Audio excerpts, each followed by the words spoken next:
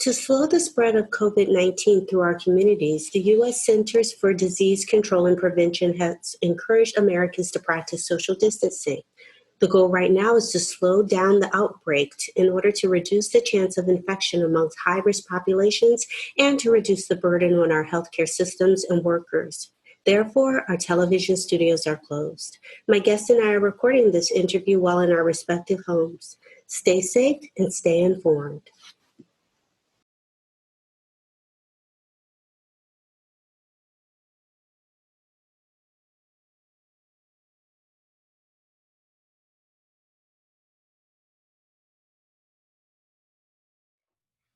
Hello, my name is Dr. Katherine Marshall Woods, and your host for this edition of A Healthy Mind. The purpose of this show is to inform and educate the public regarding mental health, from emotional disorders to social political events that affect healthy minds. The COVID-19 pandemic has impacted humanity globally and has required us to perform activities in a modified way to remain safe.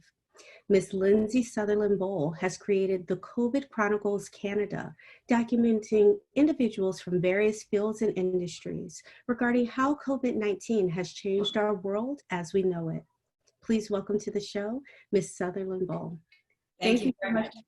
It's a pleasure to be here. Thank you. It is a pleasure. Well, tell us a little bit about the COVID-19 Chronicles Canada. Thank you. Well, when COVID reared its head in March, like all of us, there was the instant shock of what is happening to the world as we know it. And of course, a lot of us are thinking, how are we going to do our jobs? And for me, my role is I'm Vice President of Marketing and Relationship Development and Everything Cool at Urban Outline Building Group. And we build cool, sexy office space, okay? And all of my work was spent out talking to clients, out talking to potential clients, out talking to people with whom we do business, out at restaurants, out. Everything was out. And in a day, I realized that out was no longer an option. And so I had to figure out how can I continue to do my job and be effective in my job in a scenario where there's a global pandemic where nobody can be out. So how can I be effective in my job? And how can I continue to add value to the work that we do and the people with whom we do business? And like everybody, it was a very quick understanding that something had to change, but I had no idea what that change would look like. And after about a week of talking with colleagues who were close to me, or people with whom we do business that are close to me, it became very obvious that people wanted to talk. We were all in this together, like everybody says, but our experience is very similar in the sense that nobody knew what was going on, for how long this was going to go on, the severity of what was going on, but we all knew that our world had changed in a moment. And so I thought, well, I have the time at home. I can figure out how to do a digital series. I come from the television and film world, so I had some knowledge of that. Okay, so why don't we take these conversations that I'm already having with people in my network and just put it out there for the purposes of sharing knowledge, sharing grievances, sharing the experience.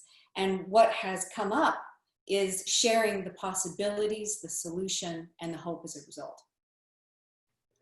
You know, I really commend you for being so thoughtful that you were taking into consideration other individuals and other industries of how COVID-19 was impacting other people, not just yourself, at a time where the world was in and unfortunately remain in a level of crises regarding COVID-19 and the impact that it has, and that you were able to think outside of yourself during this time and quickly seeing that other people had the same concerns as you and what potentially people needed to be able to feel better or to create solutions or even heal.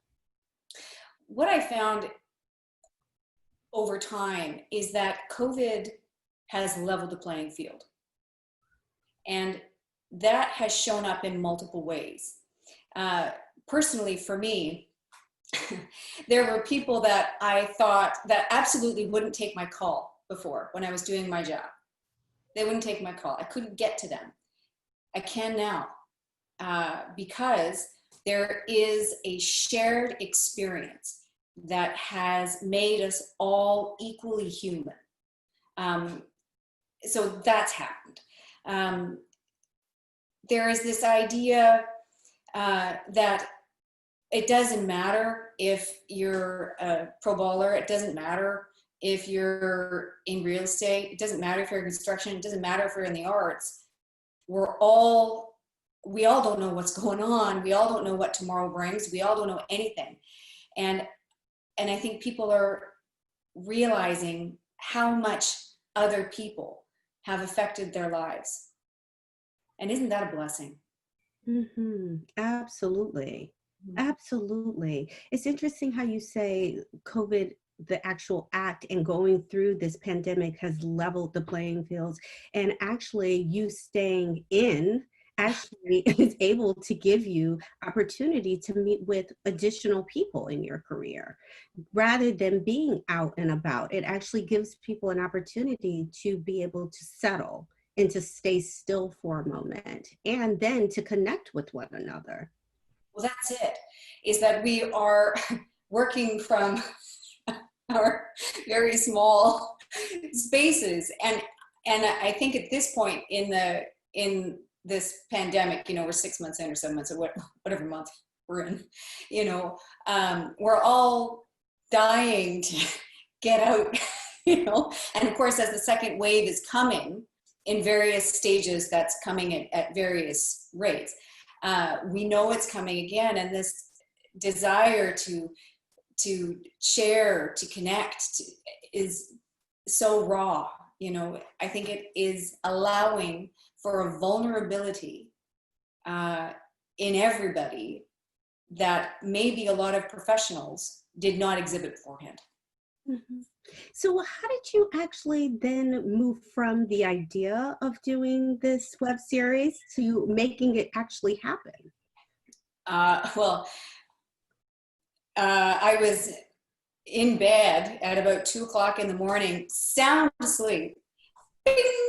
And I said, and it was literally that. I woke up and I said, I need to do a video series. And then I'm like, Lindsay, you're nuts, go back to bed. So I went back to bed. And when I got up at 6:30, bing, Lindsay, you need to do a video series. And I remember this fascinating piece I saw from Steven Spielberg.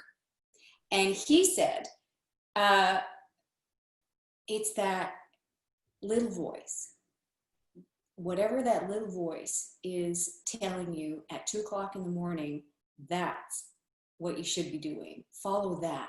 And it was funny because all of a sudden all I could think about was Steven Spielberg. And so I'm like, okay, well, I'm no Steven Spielberg, but I can do a video series. And that was literally it. And for whatever reason, I just remember him saying, listen to the voice. It's the little voice. It's never that big, wha-bam. I mean, I guess for some people it is. But for me in that moment, Steve, help me out. And that was it. And that very next morning, I called a friend of mine and I said, what do you think about this idea? And she said, I want to be your first guest. Thank you, Sharon. And that was it. And that's how it happened. And so I have now done 23 of them, and I've scheduled more. So we'll certainly see, well, the COVID pandemic isn't going away anytime soon. I should have thought about that when I started. Right. If you wanted a short season, unfortunately, you'll have a lot of material to gather. Yeah. So your first guest, what industry was she in? Okay, so Sharon is the executive director of the Association of Registered Interior Designers of Ontario. So it's connected to construction. And so our company supports the initiatives and the associations with whom we do business. And one of those big pillars for us is designers. And I kind of like designers because they're creative people. I'm a creative person. So I'm like, well, let's support them. And so anyway, I met Sharon, and she's just lovely. And we hit it off, and we're both dragons. So, and that was it. And she said, let's do it. So I did it. And I thought, I can do this. We can do this. There's a place for this within my network, and let's have these conversations. And 23 other individuals followed in being guests with you from all different sorts of industries to be able to talk about their experience of how COVID has impacted the industry or them personally, or both. All of it. One of my favorite interviews was with Tommy Europe. And Tommy Europe is a pro bowler. And he is a Grey Cup champion. He's everything. He's a Grey Cup champion. He's a television host. He's a personal trainer. He's a keynote speaker. He's everything. And I met him on TV when we were both in television. And I haven't seen him for 10 years. And I just sent him a message, and I said, Tom, I want you to do this episode for me. And he has got, and I'll never forget this, and I will say this for the rest of my life. The first time that I ever saw Tommy Europe was we were filming, was on camera, 3, 2, 1, go, right? And it was me and Tommy, and I'm like, this guy is the biggest jerk I have ever met in my entire life. And as soon as the director called cut, he's like the nicest guy. Anyways, and that's actually who he really is. He's this super nice guy, funniest guy. We filmed for about 50 minutes, and 15 of it straight was us laughing. Like, he's hysterical. But what we talked about was the future of stadium sport. And what that was going to look like. Our interview was about 4 months ago. So of course things change a lot, but and everything he said, he predicted is exactly what they're doing. Just fascinating. And so of course he's been hugely impacted. He's not playing ball right now, but because he's retired, but he's a trainer. He's a keynote speaker. He had all these keynotes that he had all lined up, gone, because none of those functions are happening. I've interviewed a lot of artists, performing artists, like in live theater. That's not happening, And finally, people are becoming innovative. I know for me personally, when this all happened, I had several conferences lined up to be a speaker with several colleagues of mine, canceled and or postponed. And for individuals to have time to be able to think through, how can we still do this? Finally, in August, we were able to figure out one conference and was able to do what we're kind of doing now, at home recordings, individuals being able to participate in conferences that are pre-recorded and or having live sessions that people actually had to think outside of the box in order to still keep their industries moving.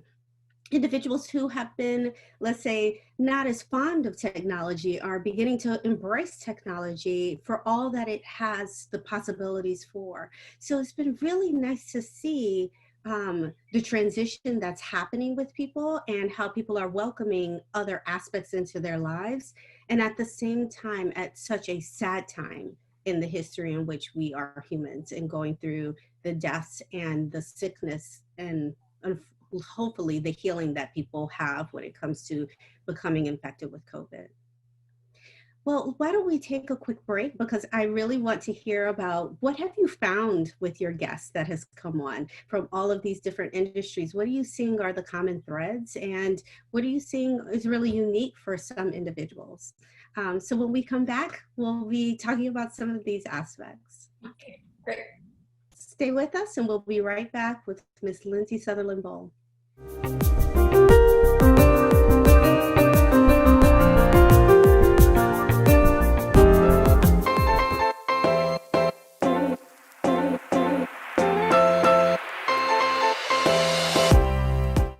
Hi, I'm Dr. Allison Meyer of Smart Eater.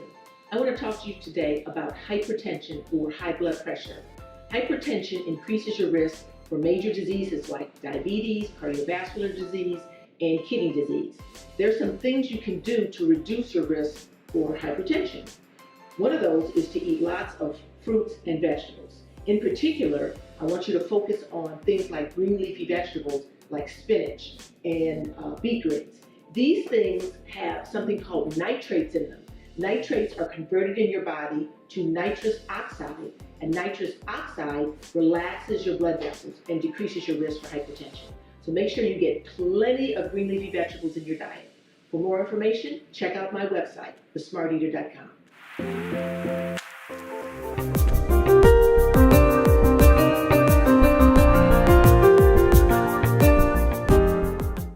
Welcome back to A Healthy Mind.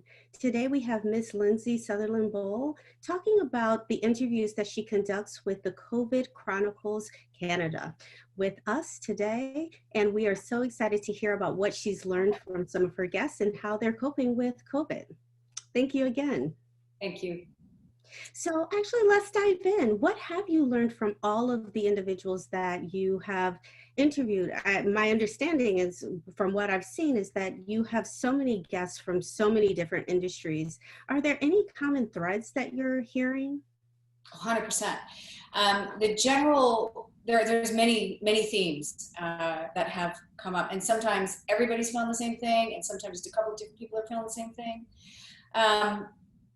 But I would say the biggest one is that everybody does have a sense that we are having a common experience, and that is making people vulnerable. And I'm seeing that a lot of people are more courageous in their willingness to share just how deeply they are impacted by COVID, what their fears are, and everybody, the fear spectrum is huge on COVID. Some people are more comfortable, some people are less comfortable, and for a variety of reasons. And I think that one of my biggest takeaways is the incredible courage in sharing one's vulnerability. Has been one of the greatest joys of this experience for me, for sure. Another thing is that a lot of people are and have experienced some level of anxiety or depression amidst the pandemic. And so I think there has been a greater light placed on mental health as a result. And I think the stigma surrounding mental health issues has been lessened as a result, because people have now, maybe for the first time, or for the first time, feel comfortable talking about their experiences with what are real mental health issues. And isn't that a blessing? That, and it's unfortunate that it's happening, but it is a blessing that this conversation is developing in the way that it is. So that's a big point too. I would agree with you. I mean, myself and my colleagues, one thing that we have shared as a common thread and a common theme is that we are seeing more individuals reaching out for therapy services. The amount of referrals that come through our emails or phone calls has been pretty overwhelming for a lot of providers at this point, where there are not enough, unfortunate, providers to be able to offer services at a time when obviously people truly need the assistance and support through this pandemic. And it is wonderful that individuals are taking that opportunity to reach out for assistance at this time, especially when isolation and loneliness and depression and anxiety about all of what's happening related to COVID is right there on the surface for people. And the isolation doesn't really allow for individuals to have such opportunities to cope well, when we know having resources and social supports are very helpful. And doing this, like what we're doing, again, teleconferencing or Zoom conferencing or whatever conference you'd like to use, doesn't always feel the same for people. And that's what they actually are receiving for therapy services, is telehealth at this point as well. Mm-hmm. It is amazing. Do you find that individuals are taking similar precautions to remain healthy? That you see there is also common themes regarding how people are remaining optimistic and positive as well? Yes, I think at this stage in the pandemic, because things change and evolve and shift and all of that, at this stage in the pandemic, unfortunately, there's a settling that's happened. And I think a lot of people realize that this is here for a while. And we've got to figure out how we maintain or create or bring back some level of normalcy so that we can move forward. And it's so difficult because there are so many unknowns. Nobody knows when this is going to be over. Nobody knows we're going to get a vaccine. Nobody knows if our kids are going to be taken out of school tomorrow. Nobody knows how big the second wave is going to be, right? However, there is this sense of, okay, I've now got my head wrapped around the fact that this is here to stay. So let's just get in that mindset. And how do we create a new normal that feels sort of normal so that we can get the joy back? How are people doing with getting the joy back? I think it depends who you ask. I think a lot of people are in a place where they are willing to receive joy. There are some people who are not in a place where they want to receive joy. And it changes from hour to hour. You know, like I was in a pretty foul mood this morning, actually. You know, but then, you know, you kind of get over it. And that's the other thing, is that sunrise, sunset, you know, like the way you feel in the morning may not be the way you feel in the afternoon. And I think just appreciating the whole gratitude, just I'm here, I'm healthy, my family is healthy. I get to be here with you. We're having this conversation. It's when people are able to have gratitude in these times, I'm finding that a lot of people are journaling, you know, just writing down, taking stock of when their collected joy moments happen. So I do find that there is a particular interest in, okay, how do we get the joy back? You know, you are bringing up a lot of fantastic points, because this idea that there's been a settling is really important to acknowledge. The idea of living with a great unknown, which is really the climate in which we find ourselves in, is really challenging for the most healthy person to be able to cope with. And the unpredictability that things will change moment to moment. And some of those changes will be, okay, now it's safe to be able to interact in this way. And some of those changes are, and we may have to pull back, and we just don't know what direction those transitions will happen. It is a lot to be able to cope with at one time. And so what can we do to be able to bring that joy back? We can get in contact with ourselves, journal, be able to think about when are the joyful moments in our lives, and document those, or create chronicles of those moments, and then go back to them when you're not feeling so joyful at all, and you're feeling really like this pandemic is really going to never end, and feeling more hopeless about the situation. Now you have an arsenal to be able to go back to and remember, actually, you were joyous at a specific point, and it wasn't that long ago, actually. So you can do it again.